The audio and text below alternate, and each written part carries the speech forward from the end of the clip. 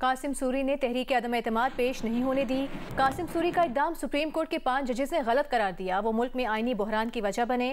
Qasim sorry پر کیوں نہ آئین شکنی کی کارروائی کا حکم دیا جائے۔ چیف جسٹس قاضی فائز عیسیٰ کے سابق ڈپٹی اسپیکر قومی اسمبلی قاسم سوری نااہلی کیس میں ریمارکس۔ قاسم سوری کو آئندہ سماعت پر ذاتی حیثیت میں طلب کر لیا گیا۔ دیکھیے مریم نواز کی رپورٹ۔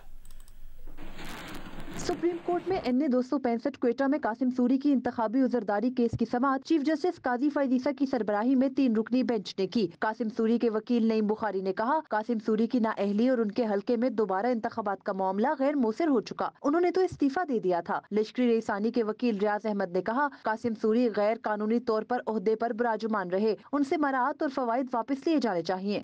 چیف جسٹس پاکستان نے کہا، قاسم سوری تو 27 دسمبر 2019 سے منتخب رکن اسمبلی تھے ہی نہیں۔ اگر سپریم کورٹ استعمال ہو رہی تھی تو ہم اس غلطی کی تصحیح کرنا جانتے ہیں۔ اگر کچھ غلط ہوا تھا تو 2018 کا پورا الیکشن نکال کر دیکھیں گے۔ یہ نہیں ہو سکتا کہ عہدہ انجوائے کیا اور چلے گئے، جب آپ نے اسمبلی توڑی تب بھی اسٹے پر تھے نا۔ قاسم سوری نے غیر قانونی طور پر اسمبلی توڑی۔ قاسم سوری کے بارے 5 رکنی بینچ کے فیصلے میں آرٹیکل 6 کے تحت سنگین غداری کی کارروائی کی تجویز دی گئی۔ کیوں نہ قاسم سوری کے خلاف سنگین غداری کی کارروائی کی جائے۔ اگر سپریم کورٹ میں کیسز کے تقرر میں ہیر پھیر ہوتی رہی تو پرانے معاملات بھی درست کریں گے۔ سپریم کورٹ کی تباہی میری، آپ کی اور عوام کی تباہی ہے۔ وکیل نعیم بخاری کے ساتھ مکالمے میں چیف جسٹس پاکستان نے کہا، وہ ان سے نہیں سسٹم سے خفا ہیں اور اعتراف کرتے ہیں کہ سپریم کورٹ کے اندر سے ہیرا پھیری ہوتی رہی۔ قاسم سوری بھی غلطی تسلیم کرے، کبھی اسٹیبلشمنٹ آ جاتی ہے، کبھی کوئی اور، اب یہ سلسلہ نہیں چلے گا۔ قاسم سوری نے تحریک عدم اعتماد پیش نہیں ہونے دی۔ سپریم کورٹ نے قاسم سوری کو آئندہ سماعت پر ذاتی حیثیت میں طلب کر لیا۔ سپریم کورٹ نے قاسم سوری کا کیس مقرر نہ ہونے اور اسٹے برقرار رہنے پر رجسٹرار کو نوٹس جاری کر دیا۔ رجسٹرار آفس کو 3 ہفتوں میں انکوائری رپورٹ جمع کرانے کی ہدایت بھی کی۔ کیس کی مزید سماعت اب 1 ماہ بعد ہوگی۔ مریم نواز، جیو نیوز، اسلام آباد۔